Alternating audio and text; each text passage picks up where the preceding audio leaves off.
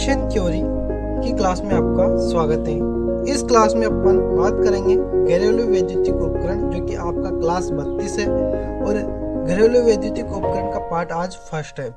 दोस्तों, इसके most important question जो हैं उनकी शुरुआत करते हैं अपन पहले क्वेश्चन से, जो कि है विद्युत के किस प्रभाव पर वैद्युतिक उपकरण आधारित होते हैं। दोस्तों, किस प्रभाव पर वैद्युतिक उपकरण आधारित होते हैं विद्युत के? तो क्या तापीय प्रभाव, चुंबकीय प्रभाव, रासायनिक प्रभाव या यह सभी? तो दोस्तों, इसमें से आपका आंसर होगा यह सभी, क्योंकि विद्युत के जो प्रभाव यानी कि विद्युत उपकरण जिस प्रभाव पर आधारित होते हैं विद्युत के, वह तापीय प्रभाव भी होता है, चुंबकीय प्रभाव भी होता है और रासायनिक प्रभाव भी होता है।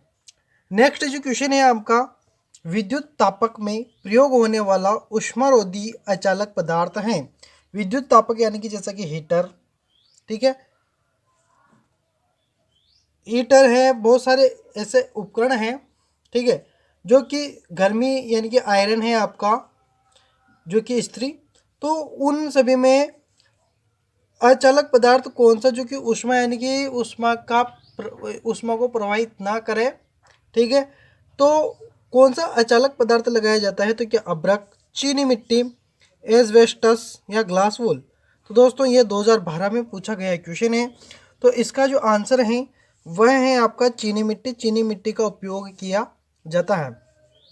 नेक्स्ट जो तीसरा नंबर क्वेश्चन है इस चैप्टर से, वह है आपका कि घरेलू ऊष्मीय उपकरण में सामान्यतः, ऊष्मीय यानी कि वही है ये विद्युत तापक उपकरण, ऊष्मीय उपकरण में सामान्यतः ऊष्मक तंतु जो उसको ऊष्मा प्रदान करता है, जो वह तंतु होता है, का तापमान क्या होता है, यानी कि उसका तापमान कितना रखा जाता है?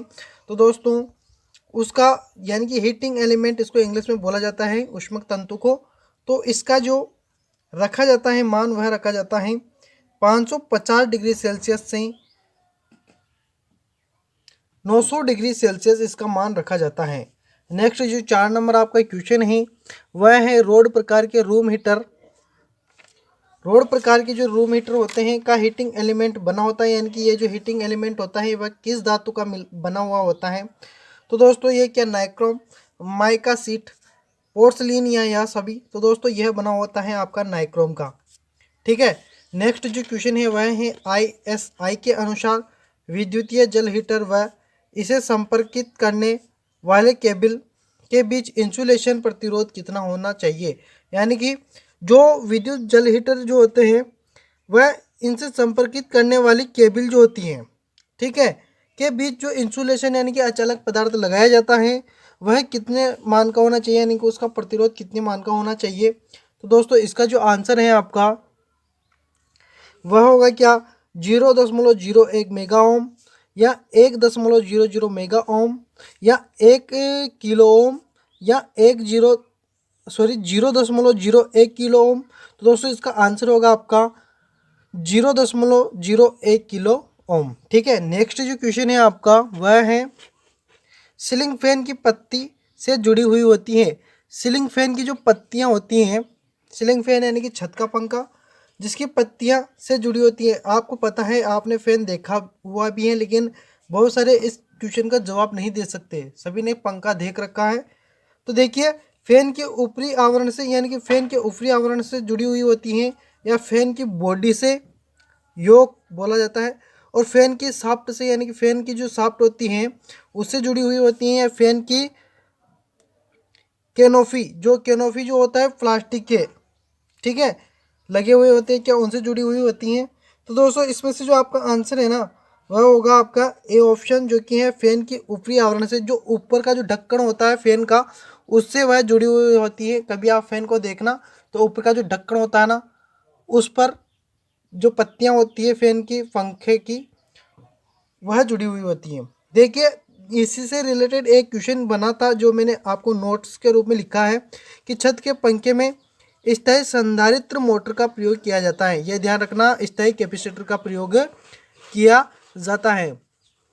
जो नेक्स्ट क्वेश्चन है वह 2019 में आया हुआ क्वेश्चन है कि घरेलू संस्थापन में जोड़ा जाता है। तो क्या घरेलू संस्थापन में जो विद्युत सप्लाई जो जोड़ी जाती है सभी उपकरण जो जोड़े जाते हैं वह किस क्रम में जोड़े जाते हैं? तो क्या सीरीज में, सीरीज और पैरेलल दोनों में, या पैरेलल सीरीज में, या पैरेलल में?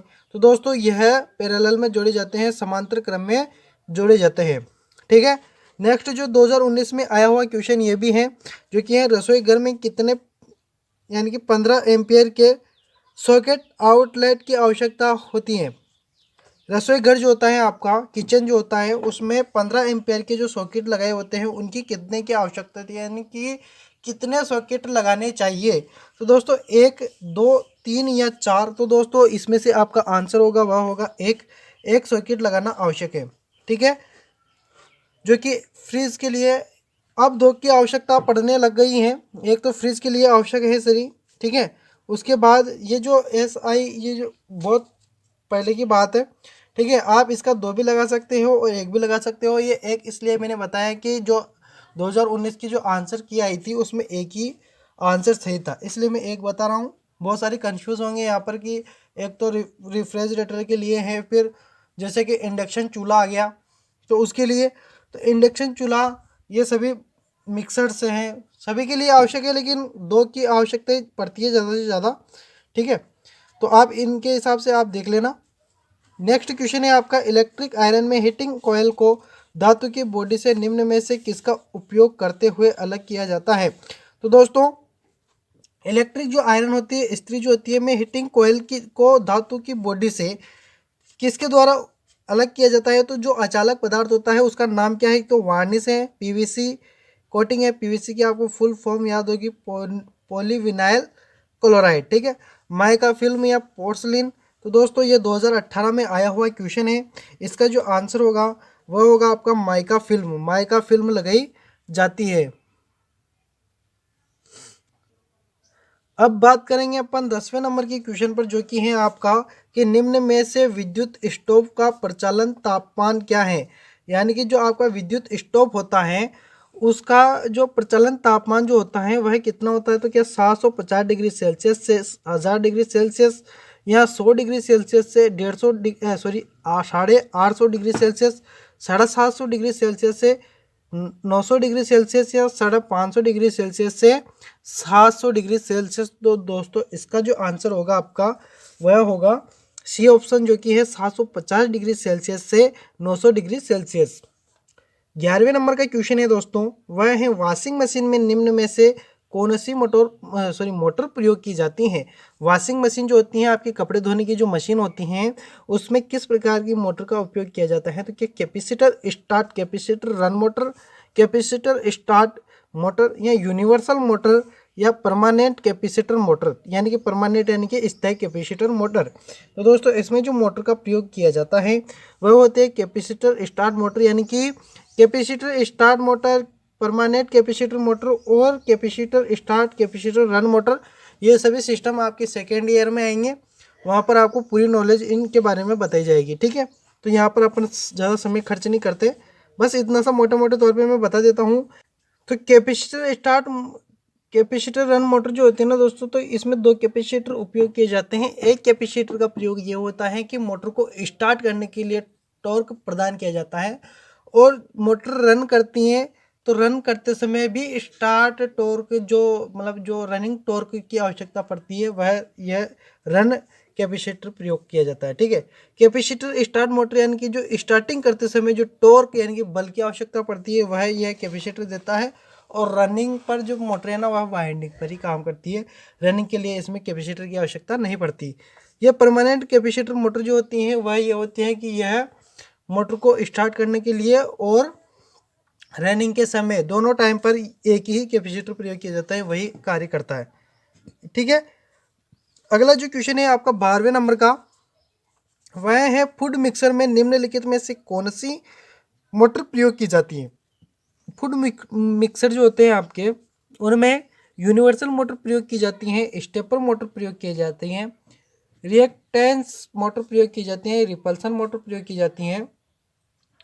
तो दोस्तों इसमें जो आपकी हैं यूनिवर्सल मोटर प्रयोग की जाती है, जो सीरीज मोटर की तरह होती है, DC सीरीज मोटर की तरह पूरी। ठीक है। नेक्स्ट जो क्वेश्चन है वह है विद्युत केतली के संयोजक तार तथा बॉडी के बीच कितना प्रतिरोध होना चाहिए?